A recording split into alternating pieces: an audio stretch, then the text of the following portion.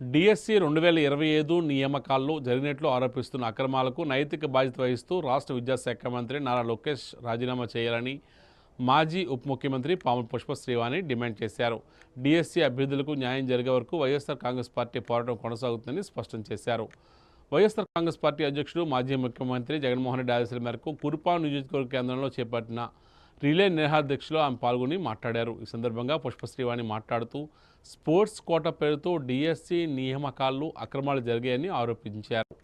అర్హత సాధించిన అభ్యర్థులకు పోస్టింగ్లు ఇవ్వకుండా అధికార పార్టీ నాయకుల అనుచరులకు స్పోర్ట్స్ కోటాలో ఉద్యోగాలు కల్పించారని విమర్శించారు. ఈ ఆరోపణలపై సమగ్ర విచారణ జరిపించి బాధ్యులపై చర్యలు తీసుకోవాలని ప్రభుత్వాన్ని డిమాండ్ చేశారు. డిఎస్సి నియామకాల్లో అక్రమాలపై తీవ్ర ఆరోపణలు వస్తున్నప్పటికీ రాష్ట్ర విద్యాశాఖ మంత్రి నారా లోకేష్ స్పందించకపోవడం బాధాకరమని ఆమె అన్నారు.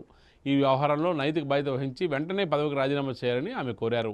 కేంద్రంలో నీట్ పరీక్ష వ్యవహారంలో నైతిక బాధ్యత వహిస్తూ కేంద్ర విద్యాశాఖ మంత్రి రాజీనామా చేసిన విషయాన్ని ఈ సందర్భంగా గుర్తు చేస్తూ అదేవిధంగా రాష్ట్రంలో డిఎస్సి నియామకాలపై వచ్చిన ఆరోపణలకు బాధ్యత వహిస్తూ లోకేష్ కూడా రాజీనామా చేయాలని ఆమె డిమాండ్ చేశారు.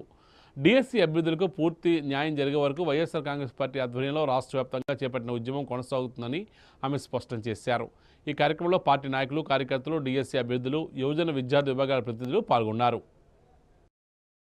వైఎస్ఆర్ కాంగ్రెస్ పార్టీ అధ్యక్షులు జగన్మోహన్ రెడ్డి గారి ఆదేశాల మేరకు ఈ రాష్ట్రంలో ఈ కూటమి ప్రభుత్వం వచ్చిన తర్వాత ఏదైతే డిఎస్సిలో అక్రమాలు జరిగాయని చెప్పేసి ఈరోజు రాష్ట్రంలో ఉన్నటువంటి యువత కానీ, డిఎస్సి అభ్యర్థులు కానీ, అలాగే ప్రతిపక్షాలు కానీ ఈ ప్రభుత్వాన్ని ప్రశ్నిస్తుంటే కనీసం ఈ ప్రభుత్వం స్పందించకుండా సంబంధిత శాఖ మంత్రి, విద్యాశాఖ మంత్రి నారా లోకేష్ గారు కనీసం ఇన్ని అనుమానాలు ఉన్నాయి డిఎస్సి నియామకాలపై, డిఎస్సి నిర్వహణపై అనుమానాలు ఉన్నాయి, అక్రమాలు జరిగాయి, అలాగే పేపర్ లీక్ అయ్యింది అని చెప్పేసి డిఎస్సి అభ్యర్థులు రోడ్డు మీదకి వచ్చి ప్రశ్నిస్తుంటే, ప్రతిపక్షాలు గొంతెత్తుతుంటే కనీసం ఆ అనుమానాలను నివృత్తి చేస్తూ విద్యాశాఖ మంత్రి గారు కనీసం స్పందించకుండా, కనీసం వివరణ ఇవ్వకుండా, ఎటువంటి క్లారిఫికేషన్ ఇవ్వకుండా సవాళ్ళు ప్రతి సవాళ్ళు అని చెప్పేసి